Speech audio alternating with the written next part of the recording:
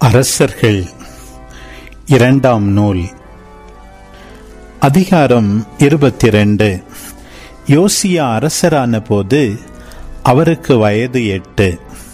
அவர் 31 ஆண்டுகள் எருசலேமில் ஆட்சி செய்தார்.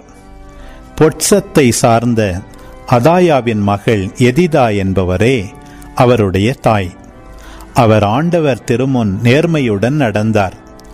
தம் தந்தை தாவீது நடந்த எல்லா வழிகளிலும் வலப்புறமோ இடப்புறமோ பிறழாது அவரும் நடந்தார். தமது ஆட்சியின் 18ஆம் ஆண்டில் அரசர் யோசியா மெகல்லாமின் புதல்வன் அட்சலியாவின் மகன் சாப்பான் என்னும் எழுத்தனை ஆண்டவரின் இல்லத்துக்கு அனுப்பி கூறியது: நீ தலைமைக்குரு எல்கியாவிடம் சென்று ஆண்டவரின் இல்லத்திற்கென மக்களிடமிருந்து வாயிற்காப்போர் பெற்றுக்கொண்ட எல்லா பணத்தையும் மொத்த கணக்கெடுக்கச் சொல். அவர்கள் அப்பணத்தை ஆண்டவரின் இல்லத்தில் பழுது பார்க்க நியமிக்கப்பட்ட மேற்பார்வையாளரின் கையில் ஒப்புவிக்கட்டும். அவர்கள் ஆண்டவரின் இல்லத்தை பழுது பார்க்கும் வேலைக்காரர்களுக்கு கொடுக்கட்டும். அதாவது தச்சர்கள், கொத்தர்கள், கட்டடச் சிற்பிகளுக்கு கொடுக்கட்டும். பெற்றுக்கொள்ளும் பணத்தின் கணக்கை அவர்களிடம் கேட்க வேண்டாம், ஏனெனில் அவர்கள் நம்பிக்கைக்குரியவர்கள்.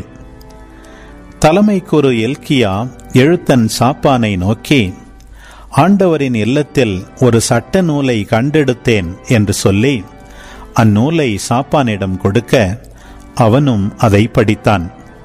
பின் எழுத்தன் சாப்பான் அரசரிடம் வந்து பதில் மொழியாக, அரசே, உம் அடியார்கள் கோவிலில் கிடைத்த பணத்தை சேகரித்து ஆண்டவரின் இல்லத்தில் வேலை செய்வோரின் மேற்பார்வையாளரிடம் கொடுத்துவிட்டனர் என்று சொன்னான்.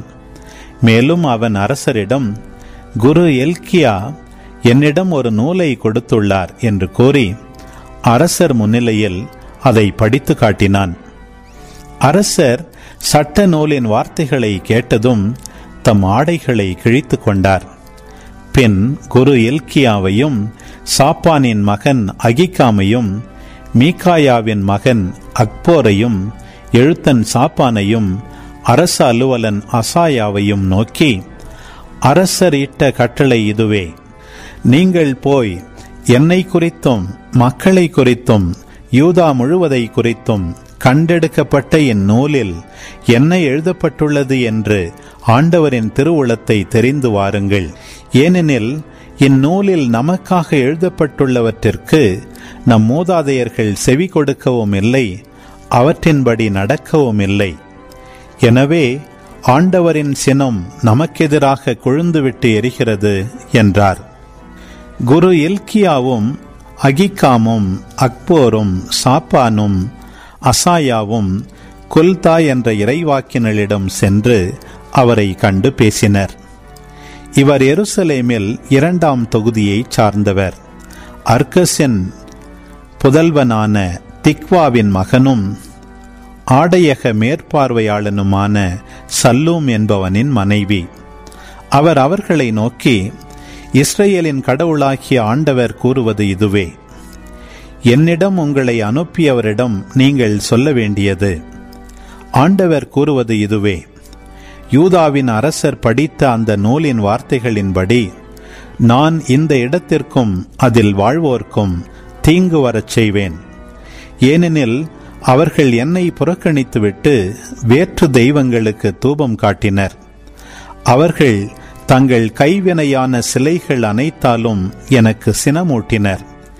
எனவே இவ்விடத்தின் மேல் கொண்ட என் சினம் கனன்று எரியும், அதை தணிக்க இயலாது.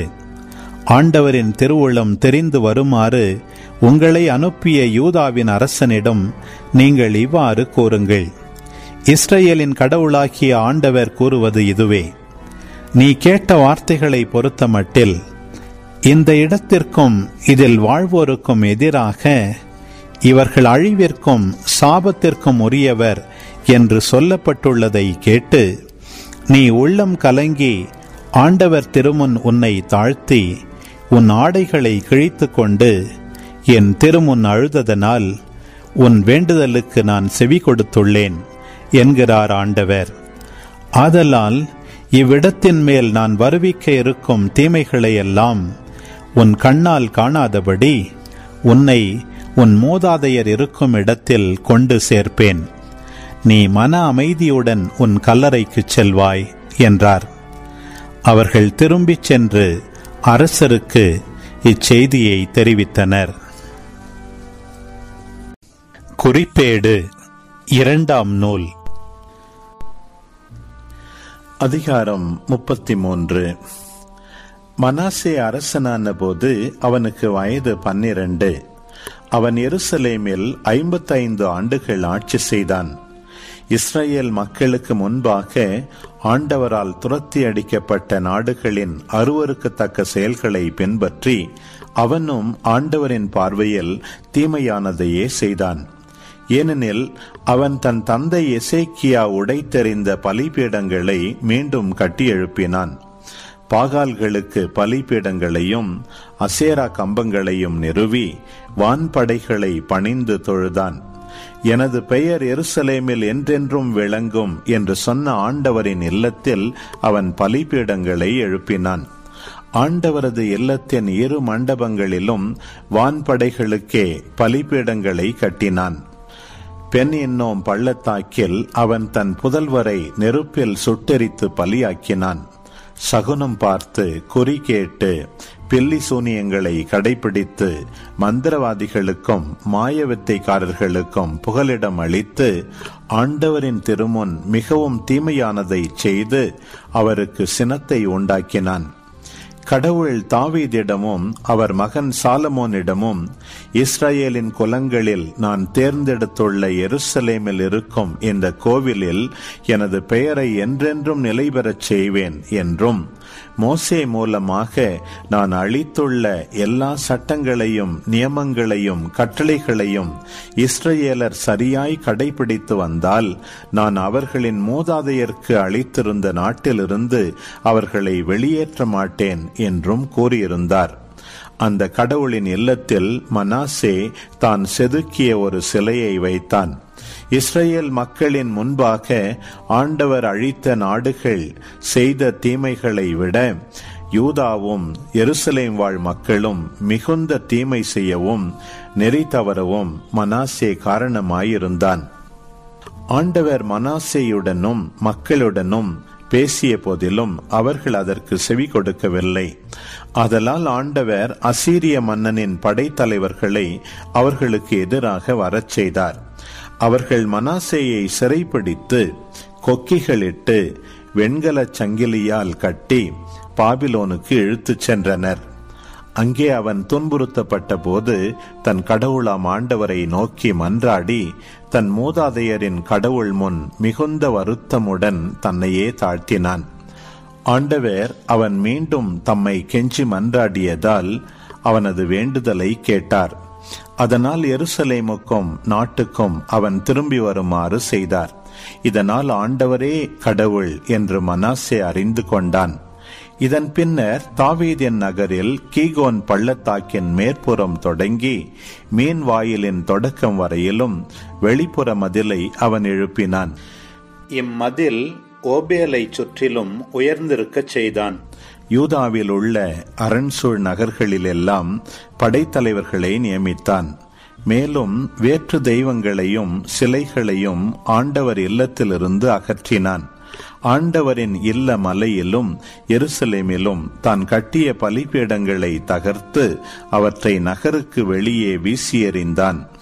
அவன் ஆண்டவரின் பலிபீடத்தை மீண்டும் கட்டி அதனில் நல்லுறவு பலியையும் நன்றி பலியையும் செலுத்தினான். இஸ்ரேலின் கடவுளாம் ஆண்டவரை வழிபடுமாறு யூதாவுக்கு கட்டளையிட்டான். ஆயினும் மக்கள் தொழுகை மேடுகளிலேயே தங்கள் கடவுளாம் ஆண்டவருக்காக மட்டும் பலியிட்டு வந்தனர். மனாசேயின் பிற செயல்களும் அவன் கடவுளுக்கு எழுப்பிய வேண்டுதலும் இஸ்ரேலின் கடவுளாம் ஆண்டவர் பெயரால் திருக்காட்சியாளர் உரைத்த வாக்குகள் ஆகிய யாவும் இஸ்ரேல் அரசர்களின் குறிப்பேட்டில் எழுதப்பட்டுள்ளன. அவனது மன்றாட்டு, அதற்கு ஆண்டவர் செவி கொடுத்த பாங்கு, அவன் பாவங்கள், பற்றுறுதியற்ற தன்மை ஆகியவை பற்றியும் மனமாற்றத்திற்கு முன்னர் அவன் தொழுகை மேடுகளையும் அசேரா கம்பங்களையும் சிலைகளையும் நிறுவிய இடங்கள் பற்றியும் ஓசாய் என்பவரது குறிப்பேட்டில் எழுதப்பட்டுள்ளன. மனாசே தன் மூதாதையருடன் துயல் கொண்டு தன் அரண்மனையிலேயே அடக்கம் செய்யப்பட்டான். அவனுக்கு பின் அவன் மகன் ஆமோன் அரசனானான். ஆமோன் ஆட்சியேற்ற போது அவனுக்கு வயது 22. அவன் எருசலேமில் 2 ஆண்டுகளே ஆட்சி செய்தான். அவன் தன் தந்தை மனாசேயைப் போல் ஆண்டவர் திருமுன் தீமையானதையே செய்தான். தன் தந்தையால் வார்க்கப்பட்ட சிலைகளுக்கு ஆமோன் பலி நிறைவேற்றி வழிபாடு செய்து வந்தான். ஆயினும் அவன் தந்தை போலன்றி ஆண்டவர் திருமுன் தன்னையே தாழ்த்தி கொள்ளாமல் தன் குற்றத்தை வளர்த்து கொண்டான்.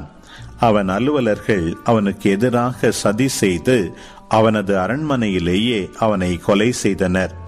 ஆனால் நாட்டு மக்கள் அரசன் ஆமோனுக்கு எதிராக சதி செய்தவர் எல்லாரையும் கொன்றுவிட்டு அவன் மகன் யோசியாவை அவனுக்கு பதில். நீதிமொழிகள் அதிகாரம் 7. என் பிள்ளையே, என் வார்த்தைகளை மனத்தில் இருத்து, என் கட்டளைகளை செல்வமென போற்று. என் கட்டளைகளை கடைபிடி, நீ வாழ்வடைவாய். என் அறவுரையை உன் கண்மணி போல் காத்துக்கொள்வாய். அவற்றை உன் விரல்களில் அணியாக பூண்டுகொள். உன் இதய பலகையில் பொறித்துவை. ஞானத்தை உன் சகோதரி என்று சொல். உணர்வை உன் தோழியாக கொள். அப்பொழுது நீ விலைமகளிடமிருந்து தப்புவாய். தேனொழுக பேசும் பரத்தையிடமிருந்து காப்பாற்றப்படுவாய். ஒரு நாள் நான் என் வீட்டின் பலகணி அருகில் நின்று கொண்டு பின்னல் தட்டி வழியாக பார்த்தபோது பேதைகளிடையே ஓர் இளைஞனை கண்டேன். மதிகேடான அவனை இளைஞரிடையே பார்த்தேன். அவன் தெரு வழியாக நடந்து போய் அதன் கோடியில் அவள் வீட்டை நோக்கிச் சென்றான். அது மாலை நேரம், பொழுது மயங்கும் வேளை. அந்த இரவிலே இருட்டும் நேரத்திலே அங்கே ஒரு பெண் அவனை காண வந்தாள். அவள் விலைமகளைப் போல உடுத்தி வஞ்சக நெஞ்சினளாய் வந்தாள். அவள் வெளி பகட்டு மிகுந்தவள், வெட்கத்தை ஒழித்தவள். வீட்டில் அவளது கால் தங்காது. அவள் நடுத்தெருவிலும் நிற்பாள், முச்சந்தியிலும் நிற்பாள், மூலை முடுக்குகளிலும் பதுங்கியிருப்பாள். அவள் அவனை கட்டிப்பிடித்து முத்தமிட்டு நாணமில்லா துணிவுடன் அவனை பார்த்து, நான் பலிகளை படைக்க வேண்டியிருந்தது என்று நான் என் பொருத்தனைகளை நிறைவேற்றிவிட்டேன். அதனாலேதான் உன்னை காண வந்தேன். உன்னை ஆவலோடு தேடினேன், கண்டுகொண்டேன். என் மஞ்சத்தை மெத்தையிட்டு அழகு செய்திருக்கின்றேன். எகிப்து நாட்டு வண்ண கம்பளம் விரித்திருக்கின்றேன். வெள்ளை போளம், சந்தனம், இலவங்க கலவையிட்டு என் படுக்கையை மனம் கமழச் செய்திருக்கின்றேன். நீ வா, விடியற்காலம் வரையில் இன்பத்தில் மூழ்கியிருப்போம். இரவு முழுவதும் காதலாட்டத்தில் கழித்திருப்போம். என் கணவன் வீட்டில் இல்லை. நெடுந்தொலை பயணம் செய்ய புறப்பட்டு போய்விட்டான்.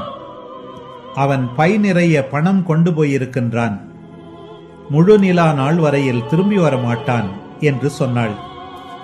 இவ்வாறு பல இனிய சொற்களால் அவனை அவள் இணங்கச் செய்தாள்.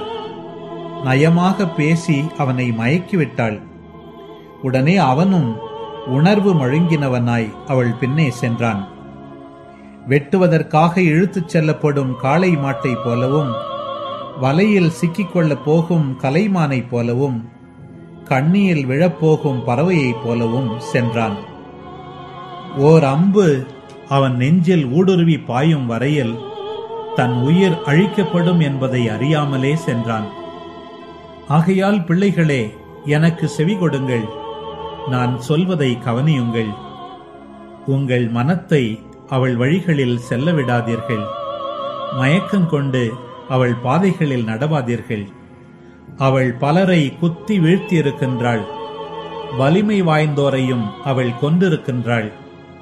அவள் வீடு பாதாளத்திற்கு செல்லும் வழி, சாவுக்கு இட்டுச் செல்லும் பாதை.